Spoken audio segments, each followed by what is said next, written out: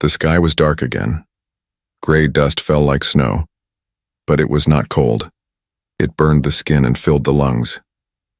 Raleena wrapped her daughter tightly in her long cloak and pulled her deeper into the broken temple ruins. "Miari, stay quiet," she whispered. The little girl nodded, her wide eyes filled with fear, but no tears. She had learned not to cry. Crying wasted water. Crying made noise. Crying brought danger. Raleena sat beside a broken wall, holding Miari close. The storm howled outside. No one came here. Not since the curse. She was the cursed widow. That's what they called her.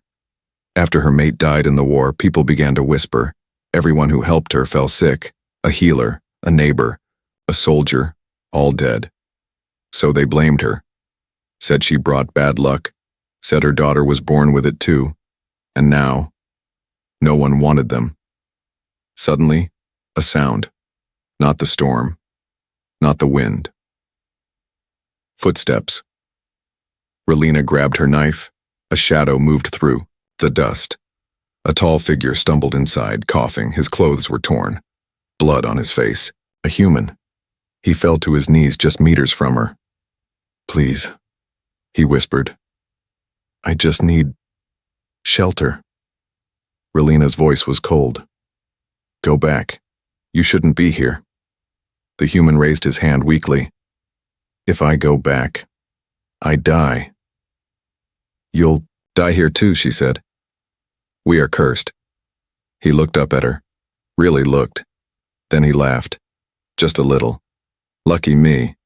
I already survived worse." She stared, confused. "Who are you?" she asked. "Cole. Sergeant Cole Walker, Earth Force Recon. You're bleeding." "I noticed," he said, still smiling. "Got anything to drink?" Miari peeked from under the cloak. He saw her and smiled again. "Hey there, little one." Raleena moved between them quickly. "Don't. Look at her." "Why not?" "We're marked." He looked around at the empty ruin. "Looks like the world already cursed this place. One more curse won't change much." She didn't answer. Then he reached into his pocket, pulled out a protein bar. Slowly he placed it on the ground and pushed it toward them. "For her," he said. Raleena stared at it like it might explode. "Why help us?" He leaned back against the wall. "Because she's a child. Because you're alive. And because I'm too tired to care about old ghost stories." The storm raged on outside. Raleena hesitated, then slowly, carefully, she picked up the bar and gave it to Miari. The child ate quickly, silently. Cole watched, then closed his eyes. "Wake me if I'm cursed to death." But Raleena didn't sleep. She watched him all night. Because for the first time in weeks, someone came near and didn't run. When Raleena woke, the storm was gone. So was the gray sky. But the human was still there. She sat up quickly, her heart racing. Miari was asleep in her arms. Raleena looked around the ruined chamber. The human hadn't moved from his corner. Cole lay on his side, one hand near his bag. His breathing was slow but steady. He survived the night. "No sickness," she whispered. "No black veins. No fever. This shouldn't have been possible." The last man who touched Miari's hand had died within hours. That was when the fear began. That was when people stopped looking her in the eye. Raleena stood, walked toward him. Her steps made no sound. She looked down at his bruised face. His skin looked even paler now in the cold light. He opened one eye. "You didn't run," she said. He smiled faintly. "Did you want me to?" "No one stays." "Well, I'm stubborn." She blinked. Foolish is the better word. Cole sat, up with a quiet groan, and checked his ribs. "Feels like something's cracked, maybe two. Worth it." He pulled a tiny metal case from his vest and handed it to her. "Water tabs. Drop one into any liquid. Cleans it, safe to drink." Raleena held the case, confused. "You are still helping?" He leaned back against the wall. I made a promise once that if I ever got out of the war, I'd help the ones no one else would. She stared at him. You don't even know our names. I know enough, he replied. You're scared. You're starving. You've been abandoned. That's enough for me. Raleena opened her mouth, but had no words. Later that day, Raleena found herself cooking roots over a small fire while Cole dozed nearby. Mayari sat beside him, holding one of his gloves and giggling softly. Raleena's stomach twisted. She's getting attached, she thought.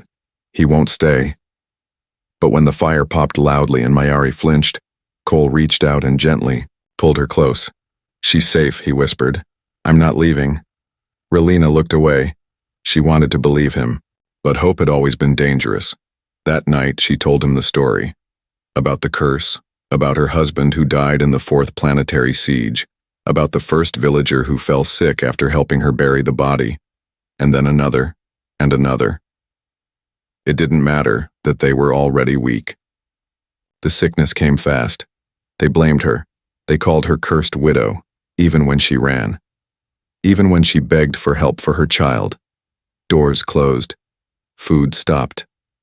Mayari got thinner, and Raleena lost her voice from screaming in the wind. Cole listened, silently, his eyes never leaving hers. When she finished, there was no pity on his face, only quiet anger. Sounds like they were the cursed ones, he said. Not you. Raleena blinked, stunned. You don't believe in it? She asked. I believe in sickness, in fear, in people looking for something to blame. He looked at her daughter. But curses? No, that's not what I see. Raleena looked down at her hands. For so long she had hated them, believed they carried death. Now, she wasn't so sure. In the early hours of the morning, a loud bang echoed outside. Raleena grabbed her blade. Cole reached for his pistol. Movement in the shadows. 3 figures. Armed. Scavengers. They hunt for anything alive, she whispered. Cole stood, shielding Mayari behind him. Let's give them something else to think about. He didn't ask for help. He didn't ask her to run, he just fought. One scavenger screamed as Cole dropped him with a silent strike. The others scattered, shocked to see a human defending the cursed ones. Cole returned minutes later, limping. Raleena rushed forward. You're bleeding again. Yeah, he said, breathing hard. That happens when I care too much. She stared at him. Why do you keep doing this? He didn't answer right away. Then he said softly, because no one did it for me when I was small. Raleena felt the words sink deep. They were quiet, but powerful. She looked at him. And for the first time since her husband died, her fear began to fade. Not completely, but something stronger had taken root. Trust. And trust, she knew, was the most dangerous thing of all. The morning light painted the broken ruins in dull gold. Raleena sat quietly near the fire, watching Cole sharpen his blade. Mayari was curled up in a nest of cloth, asleep, clutching the human's worn-out glove like it was a treasure. Cole worked in silence, focused, calm. Too calm for someone who had just fought off scavengers the night before. Why? She thought, again. Why is he still here? She had asked him, of course. He gave the same answer every time. You needed help. But help never came without cost. Not in this world. Not on this shattered moon. Not for someone cursed. She rose to her feet, gripping her spear. I need to hunt. Stay here. I'll come, he said without looking up. No, she said sharply. You're still wounded. He smirked. So are you. Raleena hesitated, then turned and walked into the broken wildlands, the dead forest crackling under her boots. The woods outside the ruins were silent. Trees burned black by plasma. Soil turned to ash. No birds, no life, only danger. Raleena moved like a ghost through the shadows, but her mind stayed with the man behind her. In just 2 days, everything had changed. Mayari laughed again, slept without whimpering, ate with both hands. And Raleena. She caught, herself hoping. That was the real danger, because hope could die. She was pulling a small rodent from a trap when the growl came, low, guttural, not an animal. Not human. Raleena turned just in time to see a hulking figure step from the shadows, one of the mutant beasts left behind by the war. Scarred, armored skin, hungry. Her spear wasn't enough. It charged. Raleena dove aside, rolled across burnt roots and tried to strike again, but the creature knocked her down. It raised its claws, then suddenly stopped mid-swing. A shot rang out. Then another. The beast stumbled back, shrieking. Cole's figure emerged from the tree line, rifle smoking. He didn't hesitate. He walked forward and fired again until the thing collapsed. Raleena lay on the ground, gasping. "You followed me?" she snapped. Cole helped her up. "You're welcome." "I told you to stay with me, Ari. She's safe." I set a motion field around her. "Besides, you weren't." Raleena pushed him back. "You think you can fix everything? Protect everyone?" "No," he said calmly, "but I can try." She stared at him. Her chest rose and fell with fury and something else, something warm, something she didn't want to name. "You're a fool," she whispered. He smiled. "You've said that before." Back at the ruins, Raleena stitched the gash on her arm while Cole cooked the rodent over flame. Mayari danced nearby, humming a broken tune from her mother's homeworld. "She likes you," Raleena said, not meeting his eyes. "I like her too. You shouldn't." "Too late." She looked at him. "You don't know what it means. To stay with us. To fight beside us. The moment others find out, they'll hate you too. They'll blame you." Cole set down his food. His voice was firm. "Then they'll learn to live with it." Raleena stared. Her lips parted. But before she could answer, beep, beep, a quiet alarm from Cole's wristband. He checked the scanner and frowned. "What is it?" she asked. "Movement. A large one. Not scavengers." He tapped a few buttons. A blurry image flickered across the screen. It showed a large alien transport, half military, half pirate. "They're tracking something," he said. "Maybe a bounty." Raleena's blood went cold. "There's a bounty on my daughter," she said slowly. "Her DNA. She carries traces from the war experiments. They think it's valuable." Cole's face darkened. "That's why they're coming." He stood and walked to the edge of the ruins, then turned back to her. "I'm not leaving," he said. "You should," she replied. "Before they see you with us." "I won't. You don't even know if she's worth it." Cole looked down at the sleeping child curled up beside her blanket, and he answered softly, "She already is." The night was eerily quiet. No wind, no ashfall, no distant thunder. Just silence. Cole couldn't sleep. He walked slowly through the cracked hallways of the ruined temple, his flashlight casting shadows on old walls. The ruins had been here long before the war, before either human or alien soldiers ever walked this moon. Carvings lined the walls, symbols, scripts, half covered in dust and moss. Cole paused near one of them, a tall slab with a glowing mark. Not natural, not ancient, recent. He crouched and brushed it clean. It was a coded terminal, one used by military scientists during the biowarfare campaigns. "Not just a temple," Cole muttered. "A lab." Meanwhile, Raleena stood at the edge of the ruin, watching the stars. Mayari was asleep again. Her small breaths were steady, safe. She sensed something behind her. "Cole." He walked up, holding a broken metal plate. "I found this in the lower chamber," he said. "Looks like this temple was converted during the war. Medical experiments." Her eyes narrowed. "I've heard rumors, but I never came down here before." He showed her the plate. They were working on genetic weapons, traces of human and alien DNA spliced into something new, something unstable. Raleena looked pale. Mayari. Cole nodded. Her blood carries markers. She's not cursed, Raleena. She's a survivor of an experiment gone wrong.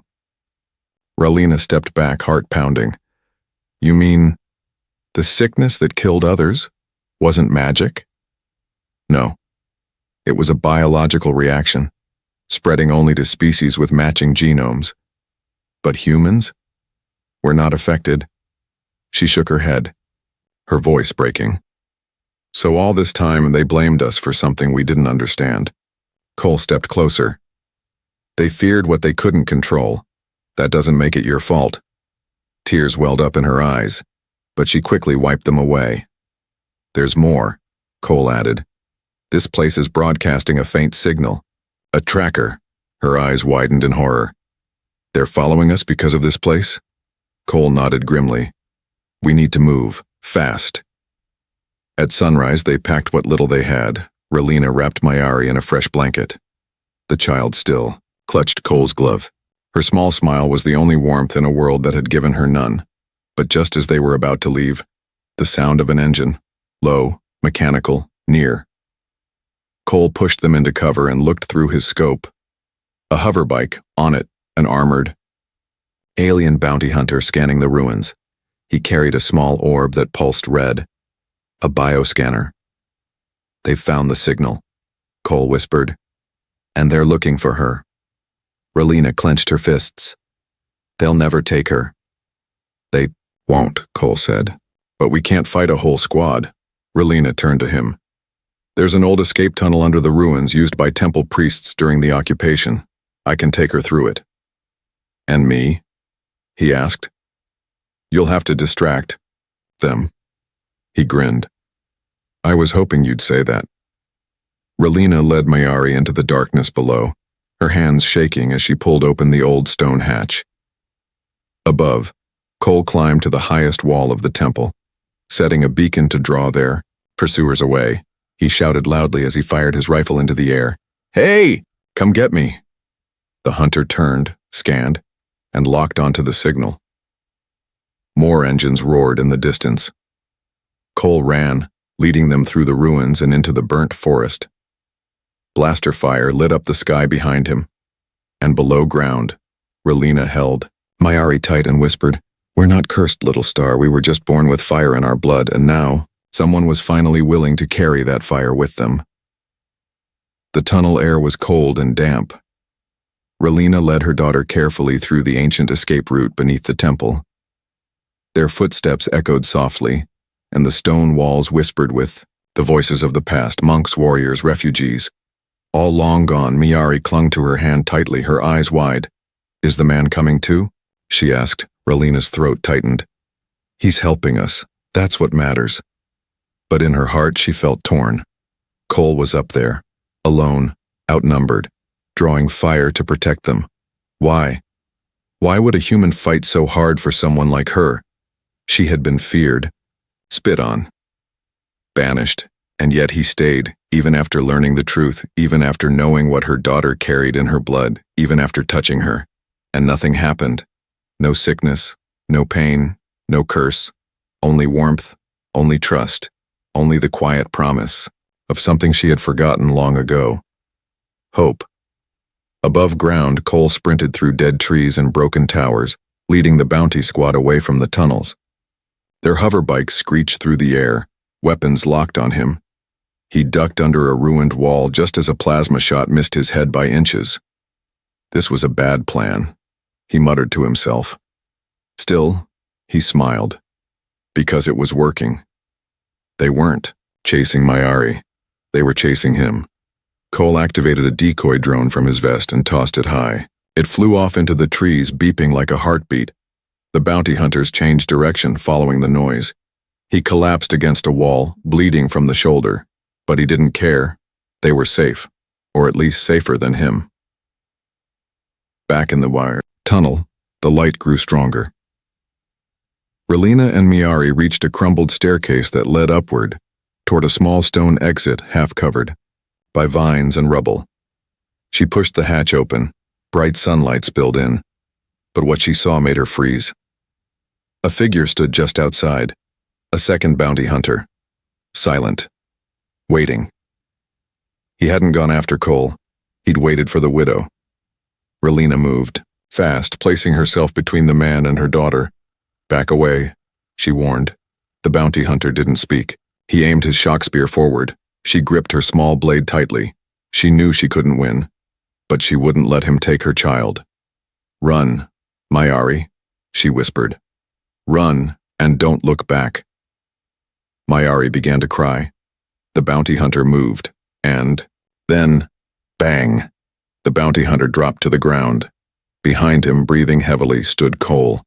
Burned, bleeding, bruised, but alive. Raleena stared in disbelief. "How?" "Shortcut," he muttered. "Lucky guess." Then he collapsed. Hours passed in a cave near the mountain edge. Cole lay on a blanket, his eyes closed, chest rising and falling slowly. Raleena cleaned his wound, gently pressing a cloth to his shoulder. "You are insane," she whispered. He gave a faint smile. "Takes one to know one." She looked at him. "Why did you come back?" "I said I wouldn't leave." "You should have. No one ever comes back for us." "Well, maybe it's time someone did." There was a long silence. Then, slowly, Raleena placed her hand over his, and nothing happened. No pain, no sickness, no death. Just warmth. Real, living warmth. She let out a soft breath and closed her eyes. The curse was never in their blood. It was in the fear of others. And this human, he wasn't afraid. The cave was quiet, but Raleena's heart wasn't. Cole lay unconscious beside the fire, a deep cut along his ribs, burns across his arms. He had fought, not just one but 3 bounty hunters. He'd taken them down to protect her, to protect Mayari. And now she was the one kneeling over him, shaking. Her fingers hovered above his skin. She had never touched a human for more than a second. Even her husband, before he died, had feared her blood, had kept his distance after Mayari was born. But Cole had touched her face, held Mayari in his arms, shared water, food, fire, and nothing happened. No sickness, no screams, no curse. Raleena closed her eyes and placed her hand on his chest. His skin was hot, alive. His heartbeat, steady beneath her palm. She held her breath. 1 second, 2 seconds, 3. Still nothing. Her shoulders shook, not from fear, from release. 4 years she'd walked as if her skin was poison. Her child a walking plague. But now, this man had proved it wrong. Not with science, not with words, with touch. Cole groaned and shifted, his eyes opened slowly. "You're not crying, are you?" he muttered. Raleena wiped her face fast. "No. Dust in my eyes." He smiled through the pain. "Liar." She looked down at him, suddenly serious. "You could have died. Would have been worth it. For a cursed widow and her daughter. For 2 people who were never cursed, in the first place." Her lips trembled, but she held his gaze. "You don't know what you're saying. You don't know what we've seen." "I know what I see now," he said. "And what I see is a mother who'd give her life for her child. And a child who makes even ruins feel alive." Mayari stirred nearby and crawled over to them. She looked at Cole, then placed her small hand over his bandaged one. Cole smiled and touched her cheek. Raleena watched closely.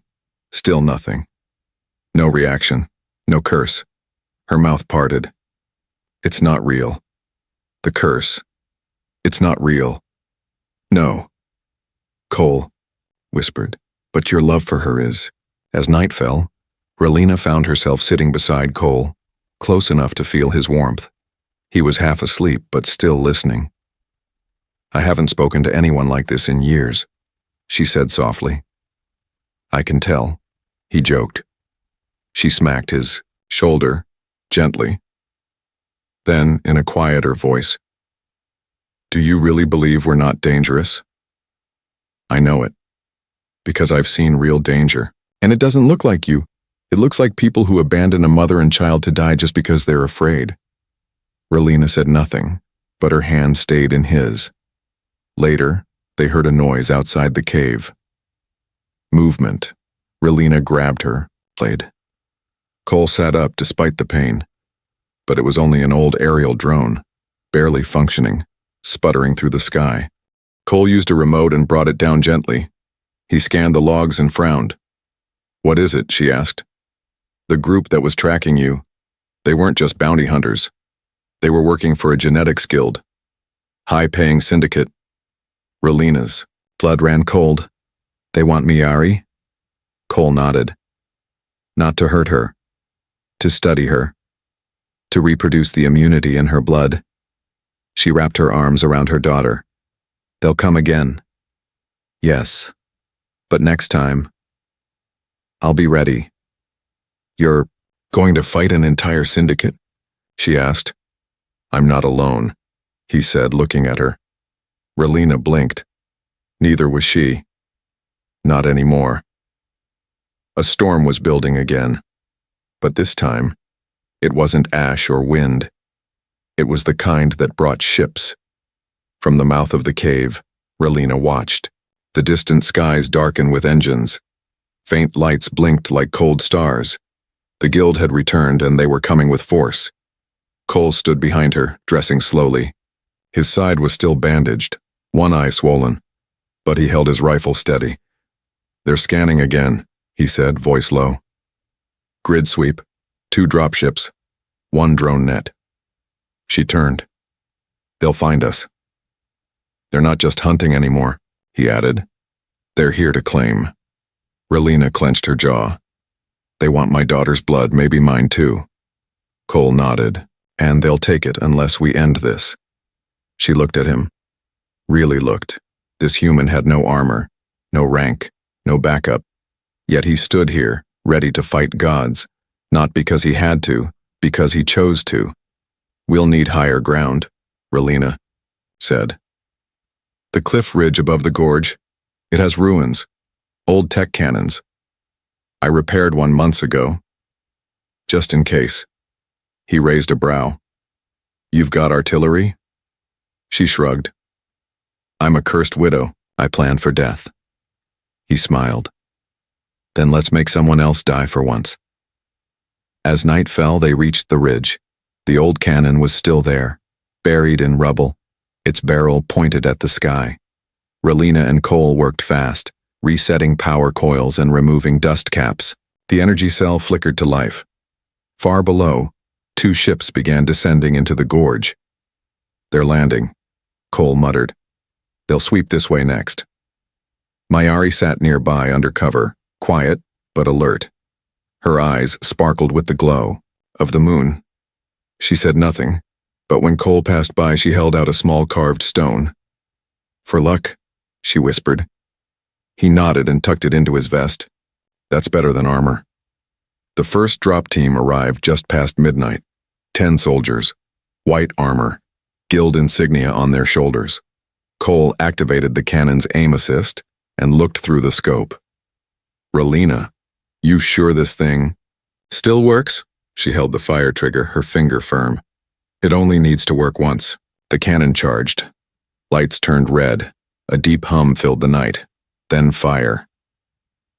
The first blast hit the ground near the ship, shaking the ridge. The soldiers scattered, but too late.